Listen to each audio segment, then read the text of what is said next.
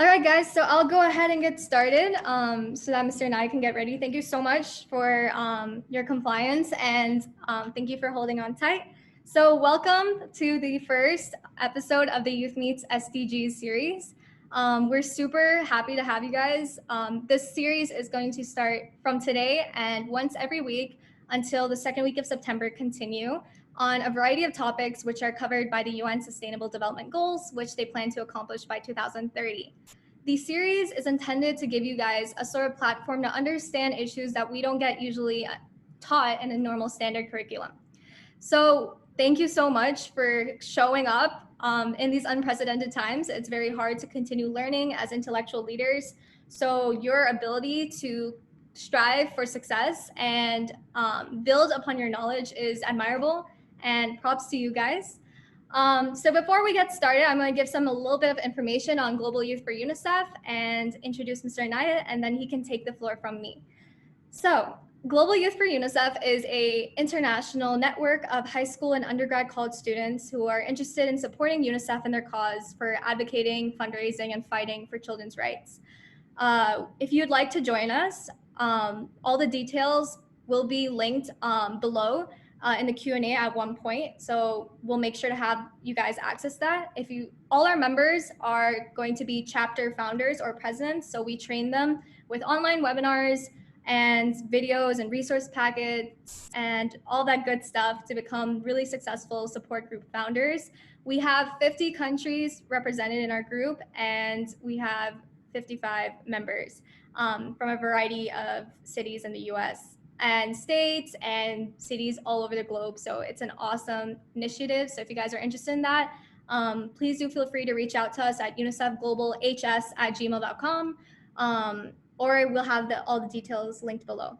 All right, so now on to the cool stuff. Mr. Inayat works for the Citizens Foundation. It's a huge organization in Pakistan, and we're really beyond honored to have him speak for us. TCF has impacted over 266,000 kids and has built thousands of schools, which is absolutely incredible. And I think their work is fantastic. So we're super excited to learn more about TCF's work in Pakistan and also children's education in low-income areas and the battle to provide education to all children around the world.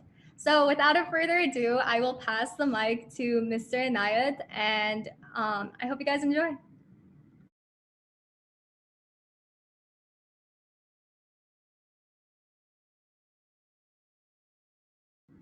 Mr. Inayat, I think you're muted. Yeah, there you go. Yeah, so I welcome you all for this webinar. It's an absolute privilege to be part of such diverse audience. For the benefit of your audience, let me just introduce myself. I have been working in the corporate sector earlier. I was part of cellular, IT, banking, utility sector. And for the past 9 years, I've been associated with the Citizens Foundation, 2 years as a volunteer, and now for the past 7 years.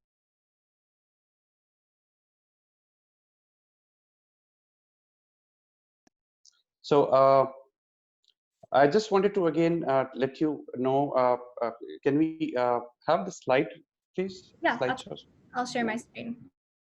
Yeah. So before I give you detail about the Citizens Foundation itself, I would like to give you background and a little, again, idea about the education landscape of Pakistan right now. That what we are again, where we are standing right now. Can we go to the next slide, please, Uma? So the greatest loss is not the loss of our natural resources, though it is a loss, but the greatest loss is the loss of our human resources. You would be surprised to know that 22.8 million children in Pakistan are between the age of 5 and 16 are not going to school. 22.8 million is roughly equivalent to the population size of Australia. One of the most powerful and one of the most richest nations in the world. So every 10th child in the world who's not going to school in the world is from Pakistan. After Nigeria, we have the second highest population of out of school children in the world. So this is quite alarming. And the reason I wanted to again give you that background so that you would know the context in which Pakistan is right now currently standing. Second slide, please. Next slide, please. So keeping this view in mind, there were a few friends back in 1995. They decided that they wanted to do something about the education emergency in Pakistan. So what they did was that they sold some of their investments, some of their properties, and they built 5 schools in Karachi, the main city, the biggest city of Pakistan, and with the vision that they would open 1,000 schools in the next 20 years. So those 5 schools had an overall enrollment of 700 children. Next, please. And as of today, next slide. Uh, those 5 schools have now become 1,652 school units across Pakistan. Next slide, please. And those 700 children have now become 266,000 children. Again, they've grown to 266,000 children. And economists recently said that we are probably the largest network of schools in the world. So that's a big thing again for an organization which started with 5 schools, and today they're sitting at 266,000, supporting 266,000 children across Pakistan. So before I again give you more detail about the organization, I would like to again shed little light about the TCF model. Next slide, please.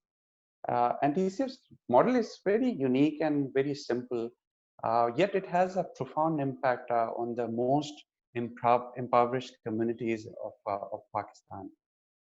Next slide, please. So the most important number one thing which we did was that we made purpose-built schools, purpose-built buildings for these children. So these are not poor schools for the poor children. These are beautiful structures for the beautiful children of Pakistan. Imagine a child growing up in slums where there is sewage on the street, where there is lack of space for any play, and then walking into a building which is made for him or her, and there is not only space for learning, there is space for playing, and there are teachers and faculty members there to welcome them, and they're there only for them. Next slide, please. Second most important thing is that these schools have been embedded in the heart of the communities. A lot of time again, a lot of us belonging from affluent families, sometimes we don't realize that when schools are away from the communities for low-income communities, it is very difficult to send their children because uh, imagine they can't afford the tuition fee of the school. How will they manage their commute on a day-to-day basis? And our experience also tells us, and research also supports it, that if a school is 20 kilometers away, 1 kilometer away, 20% of enrollment drops, and especially female enrollment drops even with a higher number. Next slide, please. So we ensure that we build these schools in the heart of these communities so that children can easily walk in and uh, with safety they can go back to their home. Another important feature about the model, TCF model, is that we have 100% female faculty. So we have a staff of faculty of 12,500 teachers and principals. And we are the largest female employers in Pakistan after the government of Pakistan. So in the private sector, we are the largest employers in Pakistan. Next slide, please. And what it does is that our experience tells us that when we have female teachers, parents, they feel comfortable sending their children to school, and especially their daughters. And that is one of the reasons that we have managed to maintain 50% female enrollment across all schools in Pakistan. And that is unprecedented because general perception is that parents don't want to send their daughters to schools. But that is not the case. If we are able to provide safe and secured environment, if we are able to provide quality education, if we are able to provide uh, school education in close proximity to those communities, uh, there is no reason why parents would not send their children to schools. And that was right from day one our target also, that we will try to strive for 50% female enrollment. Next slide, please. And I'm really very happy to share with you that last year 58% of our graduates from grade 10 secured A or A plus grade. They appeared in 11 different boards across Pakistan, and compared to the national average of around 25%. So this was huge, and with a much lesser cost than the public sector. Next slide, please.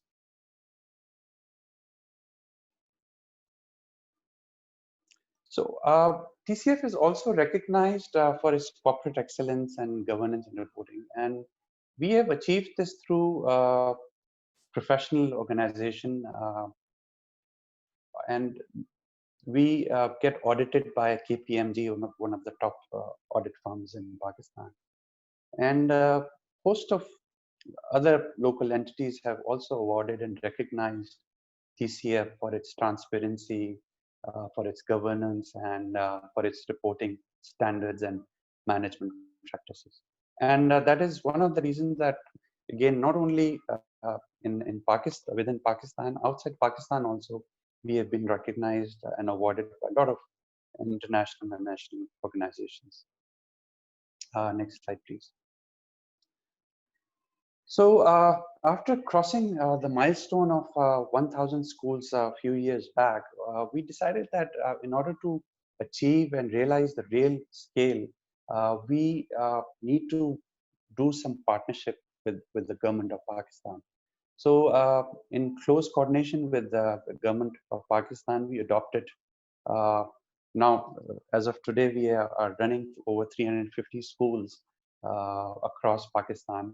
And since the education uh, uh, powers have been devolved within the provinces, so we have to deal with each province separately for the adoption of these schools. So this is again, I'll share a few pictures with you, but these are one of few schools, and that is the kind of condition they were in when we adopted these schools. Next slide, please.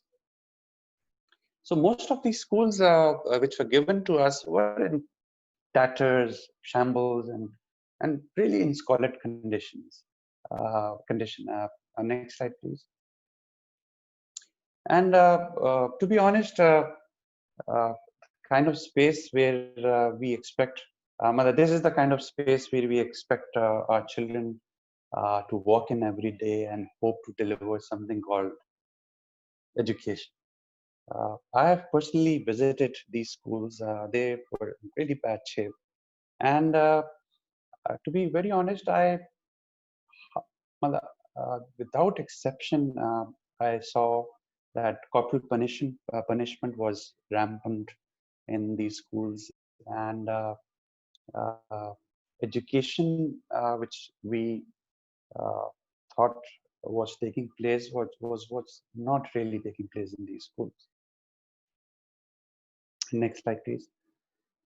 And then a lot of people wonder that why parents from marginalized communities don't send or don't want to send their children to school, because no matter how illiterate they are quite intuitive. They know whether value has been added, is being added in their child's life or not. And when they see that value is not being added in the child's life, they would rather send them to do some other work where they could at least earn some money for the household. Next slide, please.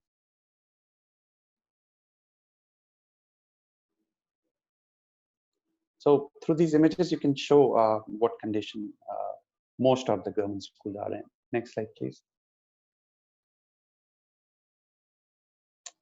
Next slide. So given the limited resources we had, we tried our best to make these buildings safe and conducive for education environment. There were no teachers, or very few teachers when we had adopted these schools. And a lot of the teachers, they opted to get transferred to other schools in the nearby vicinity. So we hired 2,200 staff within a couple of months. That was again a mammoth task to do, but alhamdulillah, we somehow managed to do it. And at the time of adoption, the average enrollment of these schools was approximately 35. And these schools had around 7,000 to 7,500 students. And today, we have more than 33,000. In less than 3 years' time, there are more than 33,000 students who are studying in these schools. Because when parents saw that education is taking place, we had provided safe and secured environment. We were delivering quality education, and we were ensuring that we were adding value in the lives of these children. Parents started sending their children in again a large quantity. Next slide, please. So as I said earlier, that something again more important than anything else is that the four things which I had been again mentioning earlier also, but four things are extremely important. That if you provide quality education, safe, secured environment, affordable education, and build schools in close proximity of the community, there is no reason why parents would not send their children. And the classic example and proof of the pudding is these 350 government schools, where we have in tripled and in some cases quadrupled the enrollment and improve the quality of education. These schools, the grade 5 children of these schools, their average passing percentage was when before we adopted them, it was less than 15%. And in less than 3 years' time, their passing percentage has increased more than 80%. So we have not only improved access, we have also we have been also able to improve the quality of education as well, learning outcomes as well. Next slide, please. Next slide. And again, the smile of this child, twinkle in her eyes says it all, that she is happy in this environment, and she is coming, and like her, there are again thousands of other children who are regularly coming in and going to these schools. Unfortunately, due to pandemic, there were again 1.6 billion students across the world who had to stay back at home. And there were a lot of other children who were unable to again rejoin, because never in history this thing I think humans had experienced where such a large number of students had to stay back at home. Fortunately, for some, technology played a pivotal role, and they were able to connect with their schools through online classrooms. But there are millions and millions of other children who are not that fortunate, because in order to have a technology-enabled classroom, you have to have technology at the end of the community or the student also needs to have that kind of technology at home. But unfortunately, these children are not that privileged. So for these children, what we did was that we had developed a distance learning program through, excuse me, through television. Television has 90%, more than 90% penetration across Pakistan, state-owned television. So we partnered with government and we developed a lot of programs for early learning and for with the partnership with the other private organizations for middle and secondary students. So there is again education taking place through television from 8 in the morning till 6 p.m. In the evening, and the program which we run on television alone has a viewership of over 6 million people. Another intervention for this learning which we have been doing is through magazines and study packs. So magazines we distribute for primary students and study pack for secondary students. And these are again distributed through the schools, and again proper social distancing and safety measures are taking place when these magazines are distributed. So these students, they take these magazines back home, they do the activities, and there are a lot of activities. There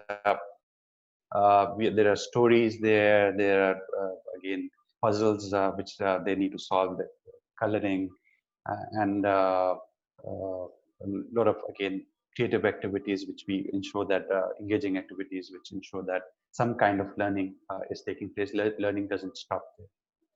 That is something which we have been doing through technology, television, and magazines and study books. Next slide, please. So you might be wondering that what the seed is doing in TCF's presentation. Actually, this is for those who don't know, this is a Chinese bamboo seed, and in many ways, Chinese bamboo seed, Chinese bamboo tree, and TCF have some commonalities. They both instill the lesson of patience, faith, perseverance, growth, development, and most surprisingly of all, human potential. See, when the Chinese bamboo seed is planted, watered, nurtured, for years it doesn't grow outward. Uh, the first year you don't see any growth, nothing happens, and you again fertilize and nurture it, and the second year also nothing happens. Third year you repeat the same process, nothing happens, and the patience of especially a farmer who's new to the field is tested, and he wonders that whether he will ever be rewarded for his labor or not, because he is putting a lot of efforts and he is not getting any results. But in the fifth year, when the Chinese bamboo seed is watered, nurtured, and fertilized, it grows 80 feet in 6 weeks. Next slide, please. Now, the question is that did it grow 80 feet in 6 weeks or 5 years? And the answer is pretty obvious. The little tree growing underground developed a root system strong enough to support its potential. It was growing underground, uh, and it grew in 5 years, not in 6 weeks, because uh, had that root system not underground not taking place, it wouldn't have been able to sustain its height. And at any given point, had the farmer had decided to stop watering, nurturing, and fertilizing the plant, it would have started its growth. Unfortunately, of education's gestation period is also very long. Right now, I believe you are grade 12 students, which I am addressing to. And you have spent at least 12, 13 years in education, and still you're learning and you're growing, and you're still not ready for the market. And that is probably one of the reasons that the uh, governments, successive governments in Pakistan, the reason they fail to invest in education, because in 5 years' time, when elections take place, uh, when they show that a child has uh, grown from KG to grade 4, he might not be able to get votes for that field. But if he is made roads or some huge structures, those are all tangible things, and he can show it to the voters and probably back extra votes because of that. So that is again a challenge, and that is something which we need to ponder on. And the government again, we have been again through our volunteers and supporters are telling them that they need to support and they need to wait. This is something which would need patience, which needs faith and perseverance, and only then we'll be able to see the desired results. Next slide, please. Well, this is Mr. Salim. Mr. Salim used to live in interior Sindh, and he was a bonded laborer. Uh, I don't know how many of you know that bonded laborers are like slaves in modern days, and they don't really get paid. So Mr. Salim one day decided that he uh, chose to run away and moved his family uh, uh, to the outskirts of Karachi. It is called Ibrahim Goat, which is a couple of hours away from the main center of Karachi. Next slide, please. So this is Uzma. Uzma is Mr. Salim's eldest daughter, and she was part of the first cohort of TCF students who graduated from our schools. She did her matriculation, and after completing her grade 10 from TCF, she continued with her education to graduated. And while after graduation, she joined TCF as a teacher, and she got enrolled for an MBA program in one of the private sector universities in Pakistan. And she topped her class in her MBA program. Next slide, please. So this is a picture from our graduation ceremony, and you can see the pride on her parents' faces. And during her business school tenure, she did an internship at State Bank of Pakistan, the central bank, and felt that public service was something that was her true calling. So she decided to take the competitive civil service examination, and across all urban Sindh, 13,000 students appeared for this exam, and she secured 17th position. Next slide, please. She is now the Assistant Auditor General of Sindh. She audits the Sindh police accounts, and it is again a very proud moment, not only for her family, for her community, and for the Citizens Foundation, DCF itself as well. Next slide, please. This is Uzma's younger brother. His name is Nadeem, and he's a graduate from IBA. IBA is again one of the top business schools of Pakistan. Next slide, please. And he also went to study on a study tour to USA, and now he's working as a consultant with World Bank at the Reform Support Unit in the government of Sindh. And this unit is responsible to reform education in Pakistan. Next slide, please. And this is another thing which Nadeem does, is that he volunteers for TCF.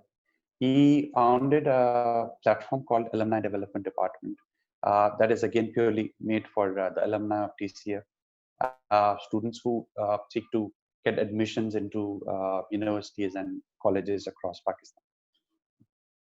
And these are his volunteers who are again doing this volunteer program with him in different universities. But the most beautiful part about this particular picture is that there are TCF students and there are some students who are from the best schools of Karachi. And you cannot tell which one is which. Education has removed the barriers of class forever. Next slide, please. So this is Salim, Mr. Salim's whole family. Her Uzma's other siblings. One has graduated from LUMS again, one of the most prestigious universities of Pakistan. Another brother sitting in the middle. He's an engineer. Again, did his graduation from one of the top universities. And on the right side, this beautiful smile on Sidra's face. She's a doctor. And most amazing part about this family is that this family is still living in Ibrahim Goat. Again, one of the most remotest and impoverished areas of Karachi, the slums of Karachi. And one of the reasons because they want to stay grounded, although their household income has increased probably by a factor of 15 to 20 times, but they still want to be where they belong to. And recently I found out that their family has started a library where they give free books to children of their communities. And they're also helping out other children within the community and inspiring a lot of parents and community members to, again, get out from this abject poverty in which they have been in for centuries, for that matter. So this is the, again, overall story of TCF, which I wanted to share with you. And this is the kind of impact which TCF has created on ground for thousands and thousands of families across Pakistan. So if you have any questions, I'll be more than happy to answer them. And I'll request just be easy on me. Awesome. So thank you so much, Mr. Inayat. So guys, the Q&A box below on the bottom of your screen, some people were a little confused on that, is where you can type in any questions you have. And we have moderators who will be going through them and answering your questions. So some people submitted questions ahead of time on the registration, so I'll be answering those. If you have any other questions, please feel free to type them into the Q&A box and we'll make sure to answer them for you.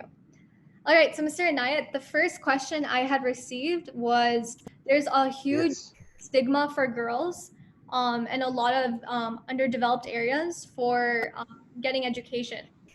So what do you think is the sort of best way to address those cultural stigmas, considering it's especially very prevalent in Pakistan? See, Iman, as I had mentioned in the presentation also, first thing that education 30 to 40 years back was a supply issue as well as demand issue. Today, education is no more a demand issue.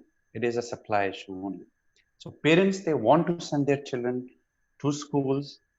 They want to send their daughters to schools, provided if you are able to provide quality education to them, you are able to provide safe and secured environment to them, you build schools in close proximity, and you provide affordable education.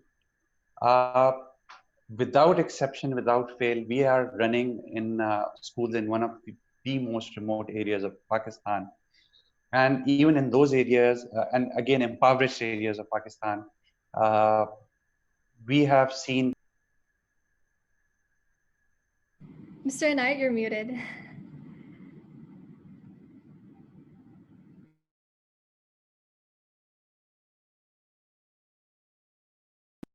So we have been we have managed to sustain 50% enrollment because of that. Awesome. So my next question for you is from Mandy. What were some challenges the organization faced during the effort to establish the schools? Were there opposing voices for any reason, and how did you overcome it? I'm sorry, could you please repeat the question? I missed it. Yes. So, what were some challenges the organization faced during the effort to establish schools?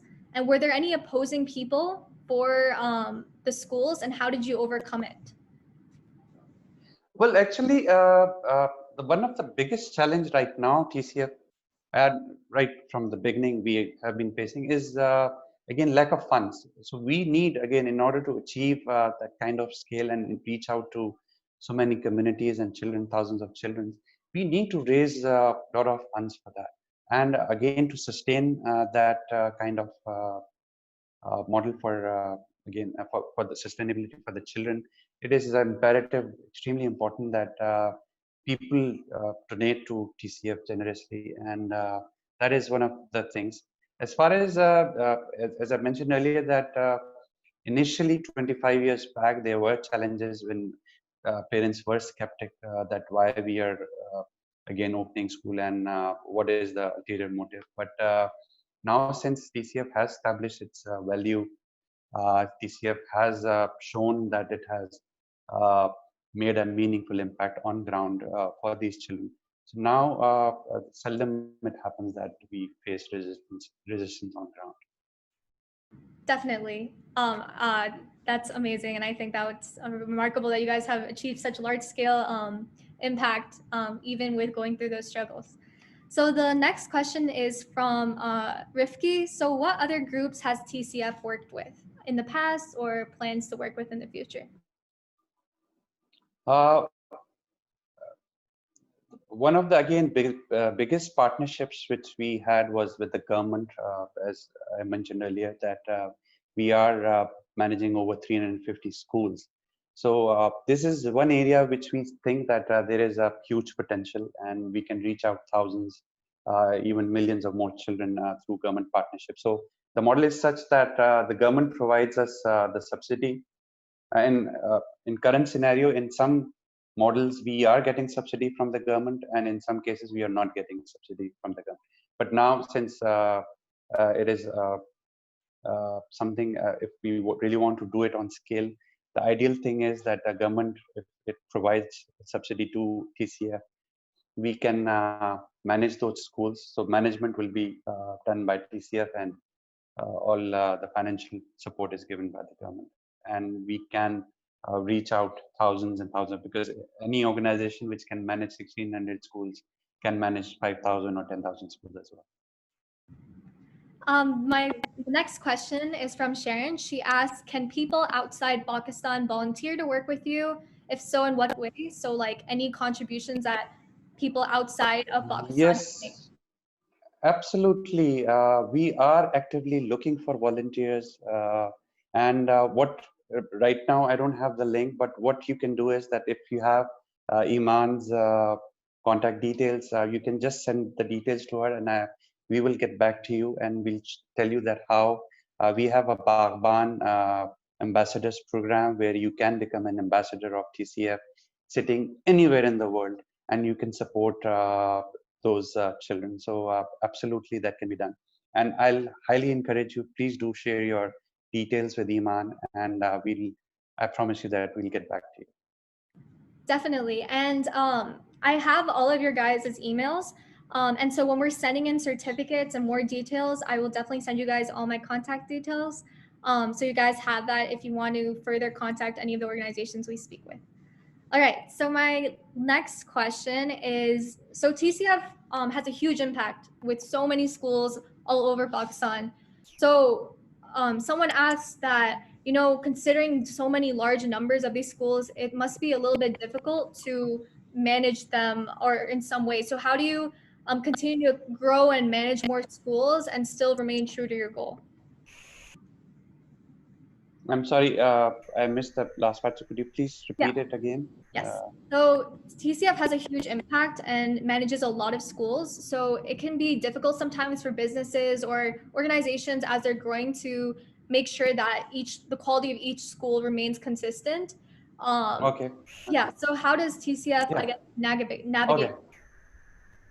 See, we have again, just like any corporate organization in the world, we have structured programs, we have processes in place, we have quality assurance department, we have area teams who ensure that quality education is taking place in those schools. So each school will be happy to know that on an average, each school is visited other than the area teams at least 2 or 3 times in a month. So there are again people visiting from head office quality assurance teams. There are a lot of again trainings which are taking place for the teachers. Each teacher has to go through 100 hours of training every year. Each teacher has to go through a content test which takes place every year for the teacher. But this is something is not something which is very common. So teachers are tested on their respective subjects every year, and based on that, their appraisals happen.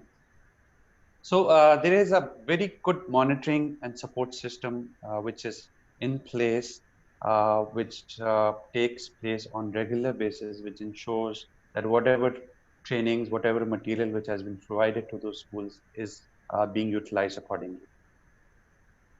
Wonderful. And our last question, uh, the last question that we're going to have for today is by Mire. I hope I pronounced that right. So she said that in my home country, there's a large issue with teenage pregnancy and reintegration programs for girls to return to school after having a child.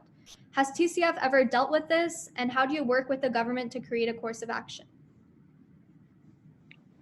Actually, one thing which is very interesting, I was reading a book called Factfulness, and that book mentioned that education has a direct correlation with early pregnancies and early marriages.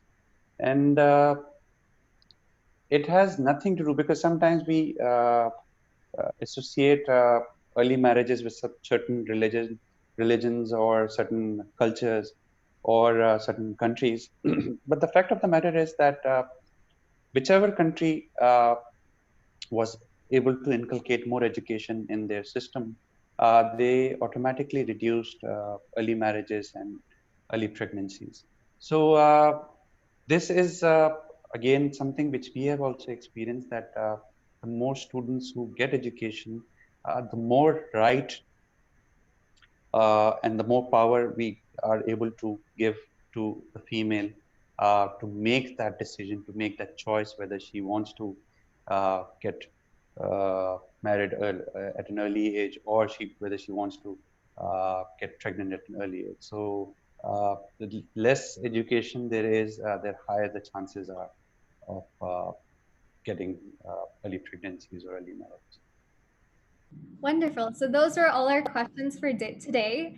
If your question didn't get answered, Mr. Inayat, can you would they have to email the TCF email provided on their website to get more information? Yes, they can at info@tcf.org.pk. They can email over there, and we will definitely get back to you. Or they can send questions to you, and you can always refer to me, and I'll be more than happy to answer them. Definitely. Thank you so much, Mr. Inayat, for your time. Guys, thank you so much for putting up with our technical difficulties. Next session, which is scheduled for August 10th with NRDC. We'll make sure there's also a chat feature because a lot of you guys say you want to chat. So make sure that's definitely available next time. And another person just commented, thank you, Iman and TCF. Yeah, thank you so much, Mr. Inayat, for your time. Thank you very much. And guys, if you guys haven't already, our session still has about 5 spots left for next week. So make sure to sign up for that. If you also want to get involved with TCF, please do. They're a remarkable organization, whether you are a Pakistani or you're not a Pakistani. I've linked the website in the Q&A box. Definitely. And I've linked the link for the website and the Q&A box for a few people's comments. But also if you search TCF up on Google, it will definitely be available and you'll be able to find all their details. But thank you so much, guys, for your time. And I look forward to seeing you guys to next week's session. Thank you. Thank you very much. All right. Thank you, guys. Bye. Bye.